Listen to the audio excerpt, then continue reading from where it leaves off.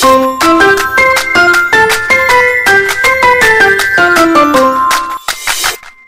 les amis, j'espère que vous allez bien. On se retrouve aujourd'hui pour une nouvelle vidéo. Aujourd'hui, je vais vous montrer comment j'ai transformé cette toile que j'ai achetée 50 centimes chez Emmaüs. J'aime bien y aller pour fouiner de temps en temps. Et j'ai trouvé cette petite toile, ça doit être un 10 par 15 à peu près, c'est un petit format. Et je me suis dit que ça pouvait être sympa de la scraper pour décorer mon petit coin scrap room en fait. C'est une alternative à l'achat de nouvelles toiles neuves en fait. Sachez qu'on peut très bien scraper par-dessus une toile déjà achetée comme celle-ci.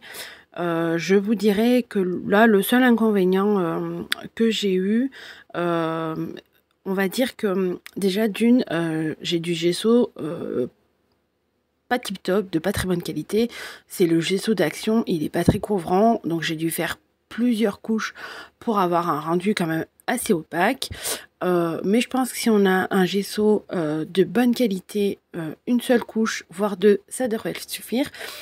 Et l'autre un petit inconvénient qu'on peut trouver, c'est que vu que c'est des toiles à acheter, elles ont un peu le fini verni, vous savez, mais une fois la couche de gesso appliquée par-dessus, on n'a plus trop ce problème et on peut venir scraper par-dessus sans aucun souci. Donc là, j'ai choisi des peintures de Stamperia et ce pigment bleu de chez Easing, et je vais venir faire un fondu de tout ça, du bleu plus foncé au bleu très clair en fait. Quand je me suis lancée dans le fait de transformer cette toile, pardon, je trouvais plus mes mots, je savais pas trop quoi faire en fait. Je savais juste que j'avais envie de transformer cette toile, la scraper, mais j'avais pas vraiment une idée en tête. Donc la couleur de fond, j'ai opté pour un dégradé d'une couleur qui me plaît énormément. En général, quand je sais pas quoi scraper, je sors toujours ces couleurs-là. C'est quelque chose que je maîtrise, donc ça me fait pas peur. Et par contre, je savais que au niveau tampon, je voulais utiliser la jeune fille des sous-bois du tampon de chez Show & Flower. Je l'aime beaucoup celui-là. Et je me suis dit que ça pouvait être sympa de le mettre en scène sur cette petite toile. Donc là, comme vous voyez, j'ai réalisé un fondu sans aucun souci une fois que j'ai appliqué le gesso. Franchement, la base, c'est d'appliquer le gesso. Une fois qu'on a fait ça, on peut vraiment venir tout faire par-dessus. Le gesso sert à ça, bien évidemment. Donc là, j'hésite pas, pardon, à sécher mes couches de peinture, bien qu'elles soient assez fines, hein, ça m'a pas pris énormément de temps d'appliquer cette couche de peinture. Et donc là, ce que je vais faire, c'est que je vais voir comment je vais placer mes éléments. Donc je vous montre, c'est ce tampon que je veux mettre en scène sur ma toile. Et avant ça, je vais quand même travailler mon fond. Donc j'ai pris des tampons de fond que je vais venir tamponner à la Versafine pour avoir un rendu bien noir, bien présent, même si vous allez voir à la fin de la création, on voit que certains morceaux et pas tout ce que j'ai tamponné, mais c'est pas grave, ça fait partie du processus créatif en fait. Il faut passer par cette phase là pour arriver à la fin de la toile. Et là je vous montre que j'essaie de mettre un petit quelque chose dans le creux de la toile en fait, parce que si je viens tamponner un motif dans le creux, en fait je vais tamponner dans le vide, je n'aurai pas le support en fait, et même comme ça vous allez voir que mon tamponnage n'a pas fonctionné à 100%, mais après c'est pas dérangeant, c'est un peu une toile mix média. Donc je ne cherche pas à ce que tout soit vraiment parfait au niveau des tampons. Là, j'ai hésité entre faire une autre ligne ou pas. Mais après, je me suis dit que ça faisait un peu beaucoup quand même. Donc j'ai plutôt opté pour un autre tampon. Euh, et là, par contre, j'utilise pas de bloc acrylique parce que je veux vraiment un... pas un effet régulier du tout en fait. Je ne veux que certaines parties du tampon et pas d'autres. Donc j'ai agrémenté encore de certains tampons dans les coins. Et là, je sors des petites étoiles. J'ai essayé de trouver une distress qui collait au fond. Donc j'ai sorti ma distress oxyde Peacock Feather. Et je suis venue tamponner à certains endroits ce motif d'étoile. J'avais hésité entre cette couleur et la Salvage Patina, mais la Salvage Patina pardon, était beaucoup plus claire. Donc ça me plaisait moins bien. Donc j'ai parsemé par-ci par-là des petites étoiles. Par contre, je ne vous l'ai pas montré, je l'ai coupé à la vidéo, mais j'ai séché entre chaque coup de tamponnage pour éviter que ça bave. Parce que la Versafine tient très bien sur l'acrylique, mais une fois qu'elle est complètement sèche. Si ce n'est pas sèche, ça va vous faire des traces et vous allez avoir du noir de partout en fait. Mais une fois qu'elle est sec, et ça ne bouge plus dans le temps. Faut juste prendre bien soin de faire ces étapes-là.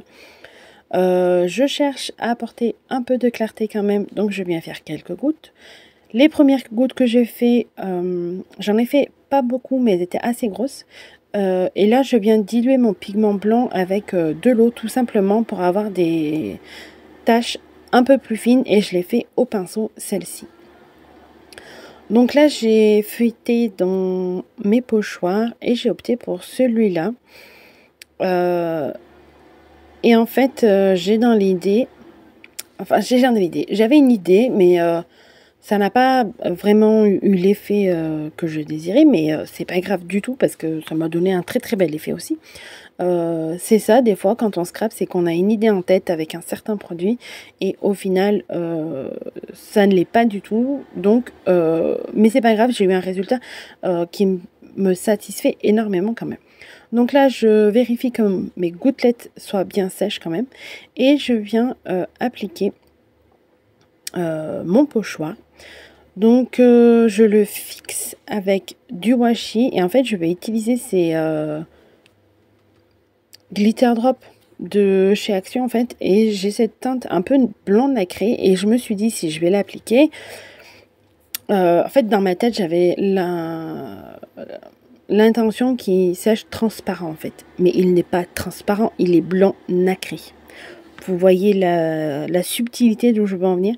Donc ça fait que quand j'ai retiré mon pochoir, on voyait tout le motif, mais en blanc nacré, pas transparent. En fait, moi, je voulais apporter un peu de transparence et qu'on ne voie que le pochoir par transparence, en fait. Mais j'ai pas du tout eu cet effet. C'est pas grave, ça me plaît énormément.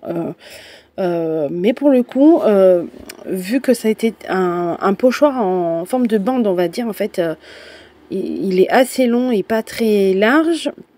Vous voyez, ça m'a fait une bordure. Et par contre, là, j'aimais pas. Encore, ça aurait été qu'un motif de rosace, demi-rosace, ça ne m'aurait pas déplu, mais cette bande-là en bas, ça ne me plaît pas. Donc, j'ai longuement hésité à qu'est-ce que je faisais, si je retirais tout ce que je venais d'appliquer ou si je continuais mon motif. Sauf que je me suis dit que si je continuais le motif jusqu'en haut de ma toile, ça allait complètement camoufler tout le travail que j'avais fait avant.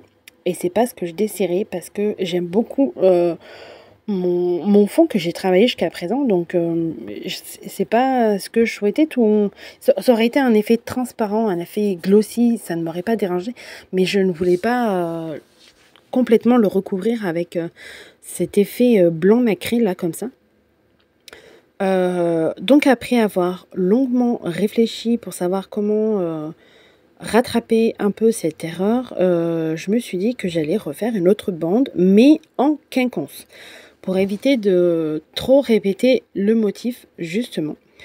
Et en fait, ce que je vais faire, c'est que là, je vais appliquer donc ce glitter drop de chez Action, mais je vais en mettre une couche un peu moins fine. Et vous allez voir où je vais en arriver. En fait, c'est que je vais l'appliquer en couche un peu plus fine, en essayant de faire un dégradé, en fait, d'appliquer un peu plus de matière en bas du pochoir et un petit peu moins en haut du pochoir, justement pour avoir cet effet estompé, en fait, que après on ne voit plus le motif et que je n'ai plus besoin de le répéter, un peu comme on ferait avec des distresses de l'encre. En fait, on viendrait à tout simplement appliquer beaucoup d'encre à la base de notre pochoir, et plus on monterait vers le haut et moins on mettrait d'encre et ça viendrait s'estomper et on aurait un joli fondu. Et ben là, c'est ce que je vais essayer de faire en réitérant la chose, en appliquant une troisième fois mon pochoir. Toujours un quinconce pour éviter d'avoir un motif trop répété. Et là, par contre, j'ai encore la main un peu plus légère sur la matière que j'applique. Tout ça pour m'apporter un joli fondu. Et vous voyez que le dernier coup de pochoir que je donne, il n'a pas les bordures. Et là, ça me va parfaitement bien. Donc, j'ai ressorti des vieilles choses du tiroir, mais du fond du tiroir. Donc, c'est un bout de tulle bleu et une espèce de dentelle blanche, en fait, que je viens de découper là. Et en fait, ça va m'apporter un peu de matière, mais tout en légèreté, je vous dirais. Donc, vous voyez, au final, on voit plus trop les coups de tampon, on voit plus trop le pochoir, tout ça, mais ça fait quand même partie du processus créatif pour avoir quelque chose d'harmonieux dans notre création. Il faut quand même faire toutes ces étapes, parce que si je ne fais pas toutes ces étapes, à un certain moment de la création, je vais me dire, mince, là, il me manque quelque chose. Si je n'aurais rien mis derrière la jeune fille, pas de pochoir, pas de coup de tampon, rien, ça aurait été beaucoup trop vide en fait. La colorisation de ce personnage, je l'ai fait entièrement au crayon de couleur aquarelle. Je vous ferai un petit reel que je mettrai sur Instagram. N'hésitez pas à aller me suivre là-bas. Je publie pas mal de choses aussi en complément de ma chaîne YouTube. Donc n'hésitez pas à aller me suivre là-bas. Donc j'ai sorti ma boîte où il y a toutes mes lettres en bois. Et j'ai essayé de voir ce que j'avais parce qu'il m'en manque pas mal. Faut pas se le cacher, à force de faire des projets, il nous manque certaines lettres et beaucoup d'autres. Donc je savais pas trop quoi écrire. Et en fait, en cherchant, j'ai trouvé que j'avais les lettres pour faire le mot rêve, tout simplement. Et vu qu'elles étaient pas chacune d'une couleur et pas du tout en harmonie avec mon projet, je suis venue tout simplement les embosser. Avec de la poudre embossée, j'ai pris ma Versamark, j'ai tamponné la Versamark sur ma lettre, j'ai sorti ma poudre blanche et je suis venue fondre tout ça et ça fonctionne parfaitement. Je trouvais qu'il manquait un peu de détails à certains endroits. J'ai sorti ma pâte de structure Gold que j'ai acheté récemment et que je ne me lasse pas d'utiliser dans mes projets. Elle est tellement fine et agréable à appliquer que je m'en lasse pas du tout, franchement. Et c'est tellement un joli gold que il conviendrait presque à tous les projets. Et j'ai sorti un pochoir étoile et je viens juste parsemer encore quelques étoiles par-ci par-là. Je vais venir coller mes lettres en haut de ma toile et on arrivera à la fin de ce projet. N'hésitez pas à me dire ce que vous en pensez, si vous aussi vous recyclez des toiles comme celle-ci. J'espère que je vous aurai donné des idées pour vos créations et je vous dis à bientôt pour une nouvelle vidéo. Bye bye!